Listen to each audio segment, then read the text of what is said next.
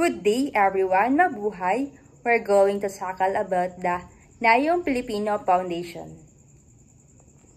So for our introduction, the Nayong Pilipino is a government-owned and controlled corporation in the Philippines.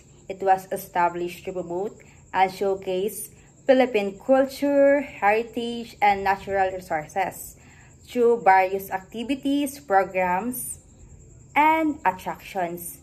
The agency manages Nayong Filipino Park, which serve as cultural theme parks showcasing traditional Filipino architecture, custom, and traditions. Additionally, Nayong Filipino Foundation is involved in tourism-related projects, environmental conservation efforts, and cultural events aimed to preserving and promoting Filipino identity and heritage. The Nayong Filipino Foundation has a history rooted in promoting Philippine culture and heritage. Here's an overview of its development. Establishment. Nayong Filipino was established in 1972 as a cultural and heritage park in the Philippines. It was designed to showcase various aspects of Filipino culture, history, and tradition through replicas of historical landmarks, traditional villages, and cultural performances. The park aimed to educate visitors about Philippines' heritage and foster a sense of national pride. Nayong Filipino Park, located in Manila, Philippines, was established to promote and preserve Filipino culture, history, and tradition. It features replicas of significant Philippine landmarks, traditional villages, and cultural exhibits. Visitors can experience various aspects of the Filipino life, including arts, crafts, and performances showcasing the diversity and richness of the Philippine heritage. The park serves as both an educational venue and cultural hub, offering insights into the country, past and present. Cultural promotion. Nayong Filipino serve as significant cultural promotion platform in the Philippines by showcasing various aspects of the Filipino heritage, including traditional architecture, custom arts, and performances. Through its exhibits and activities, the park educates visitors about the country's diverse cultural tapestry and fosters appreciation for Filipino identity and tradition. It plays a crucial role in the preserving and celebrating Philippine culture, ensuring that future generations can continue to understand and cherish their cultural roots. Tourism development of Nayong Filipino Foundation plays as a vital role in tourism development in the Philippines by promoting cultural heritage and attracting both local and international visitors. Through its cultural exhibits, traditional villages, and educational programs, NPF enhances tourism experience by offering insights into Filipino history, tradition, and arts. By preserving and showcasing Philippine culture, NPF contributes to the country's tourism industries, encouraging cultural tourism and promoting national identity. Challenges and highlights. Nayong Filipino, which is translates to Philippine Village, faces several challenges and demonstrates resilience in various ways. Environmental and infrastructure challenges. 1. Maintaining the cultural and natural integrity of the village amidst urban development and environmental concerns can be challenging, ensuring sustainable practices and preserving tradition, architecture, and landscapes are the ongoing efforts. Number 2. Economic sustainability. Like many cultural sites, Nayong Filipino must navigate economic challenges such as the funding for maintenance, restoration, and promotion. Generating sufficient revenue while keeping admissions affordable is crucial. Number 3. Cultural preservation. Safeguarding traditional Filipino culture against modern influence requires continuous efforts. This includes preserving indigenous knowledge, arts, crafts, and rituals that are showcased within Nayong Filipino. Number 4. Resilience through community engagement. The village demonstrates their resilience through community involvement and support, engaging local communities in preservation efforts. Educational programs and tourism initiatives help sustain interest and support. Number 5. Adaptation to changing times. Tayong Filipino evolves by adapting to changing societal norms and visitors' expectation. Incorporating digital tools for interactive learning experience and virtual tours can enhance its appeal to a broader audience. Number six, promotion tourism. Effective marketing and promotion are crucial are active visitors and generating revenue. Partnering with tourism agencies and averaging social media platforms can increase visibility and visitor numbers. Number seven, crisis management and recovery. Like all tourist destinations, Nayang Filipino faces challenges from natural disasters, political instability, or health crisis. Development robust contingency plans, partnerships with emergency response agencies are essential for resilience. Through these challenges, Nayang Filipino continues to demonstrate resilience by adapting, preserving, and promoting Philippine culture and heritage for future generations. As a recent development regarding the Nayang Filipino Foundation or NPF, there have been significant updates in its efforts to promote Philippine culture and heritage. Here are the few notable developments. Nayang Filipino Clark, one of the major developments is establishment of Nayang Filipino in Clark, Pampanga. This new site aims to serve as cultural and historical destination, showcasing various aspects of Filipino heritage through interactive exhibits, performances, and cultural activities. Number 2, cultural events and exhibitions. NPF continues to organize various cultural events, exhibitions, and programs to promote Filipino culture both locally and internationally. These include traditional performances, arts, exhibitions, and educational workshops. Number 3, heritage conservation and preservation. NPF remains committed to conservation and preservation of Philippine heritage sites and artifacts. Efforts include restoration projects, partnerships with cultural institutions, and initiatives to raise awareness about the importance of preserving Filipino cultural heritage. Number 4, educational initiatives. NPF has also been focusing on educational programs aimed at promoting awareness and appreciation of Filipino culture among the youth. This includes school tours, workshops, and educational materials that highlighted the cultural heritage of the Philippines. Cultural preservation.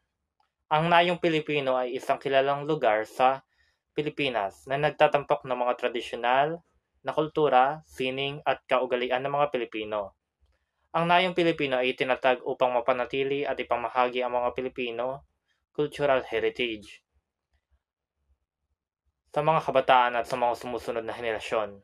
Upang maisang katuparan ang cultural preservation sa Nayong Pilipino, maaaring isagawa ang mga sumusunod na paraan: pagpapalaganap ng kaalaman, pagpapakita ng sining at tradisyon, pagpapanatili ng estruktura at kasaysayan, pakikipagtulungan sa mga komunidad sa pamamagitan ng mga hakbang na ito at ng suporta ng publiko at ng mga ahensyang pamahalaan, magagabayan ang Nayong Pilipino sa pagpapakilala at pagpapanatili at pagpapahalaga sa mga tradisyonal na kultura at kaugalian ng mga Pilipino para sa kabataan at sa mga sumusunod na henerasyon. Tourism promotion. Ang mga susunod na hakbang ay maaaring gamitin upang i-promote ang mga turismo sa Nayong Pilipino. Unang hakbang, digital marketing. Pakikipagtulungan sa mga travel agency at educational na mga paglalakbay sa pamamagitan ng paggamit ng mga pamamaraang ito at iba pang mga diskarte sa marketing. Ang Nayong Pilipino ay maaaring maging isang pangunahing destinasyon sa Pilipinas na nagtatampok ng kultura at kasaysayan ng bansa. Heritage conservation. Ang kasaysayan ng Nayong Pilipino ay maaaring mapanatili sa pamamagitan ng pagpapanumbalik ng mga tradisyonal na estruktura at pasilidad,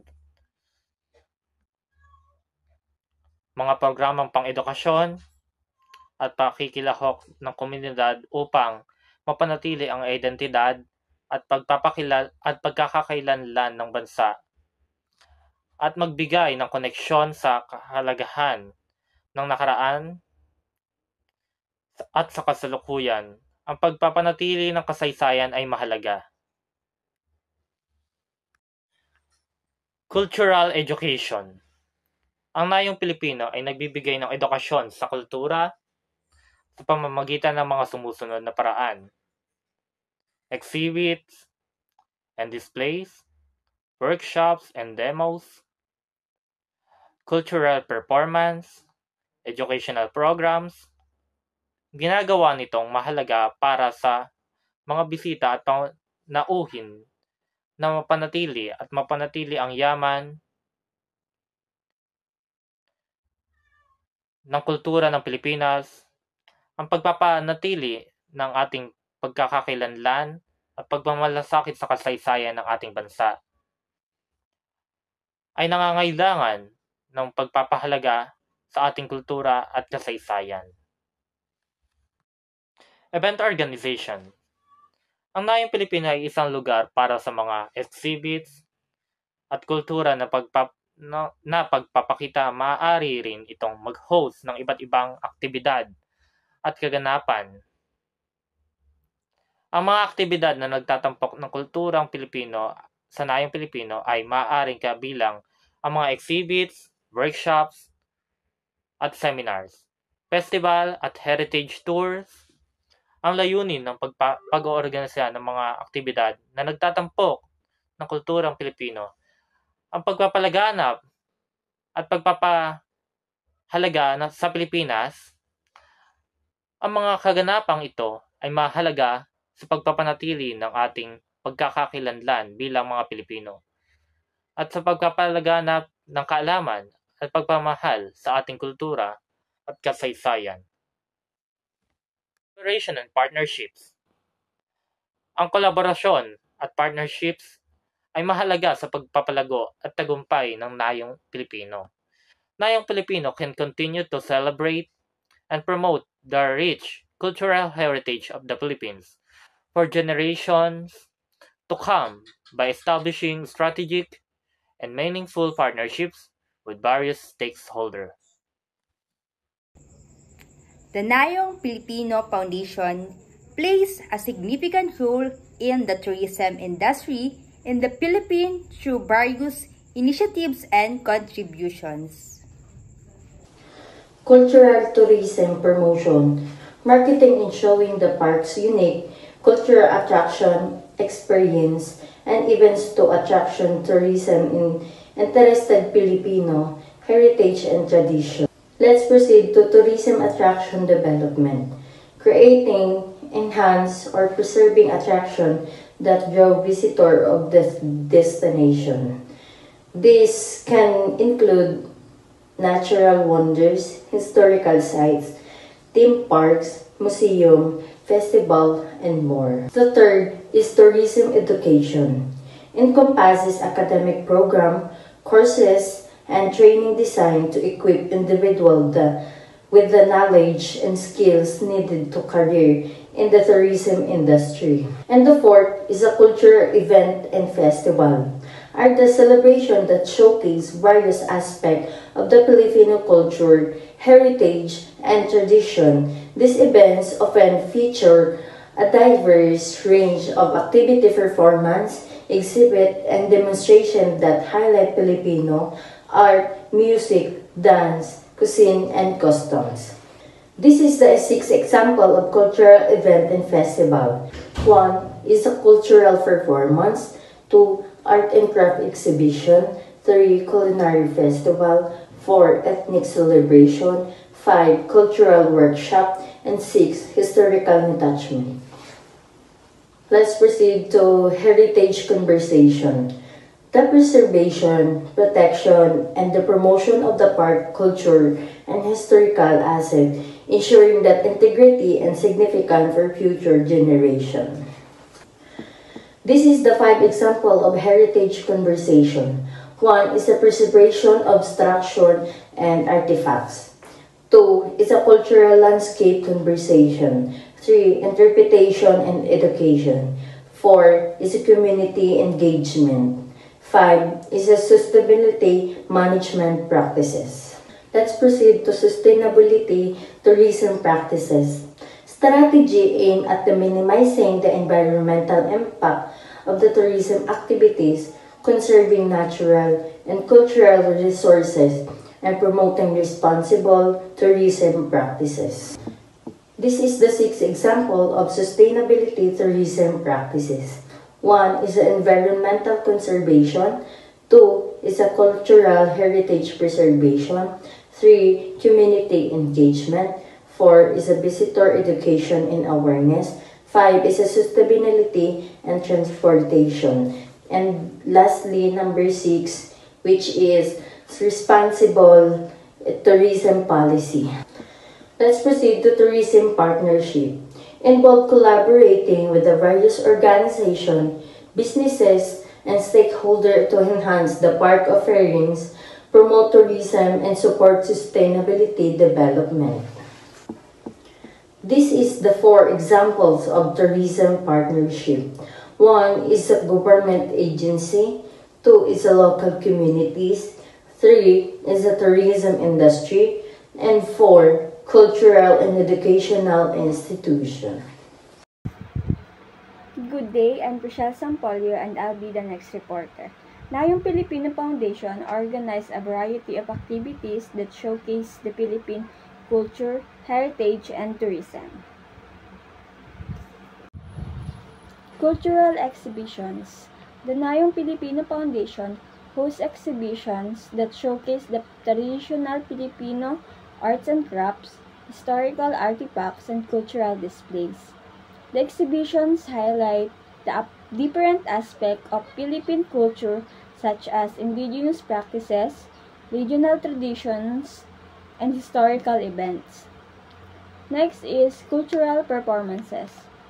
The foundation organizes cultural performances like music, dance, and theater.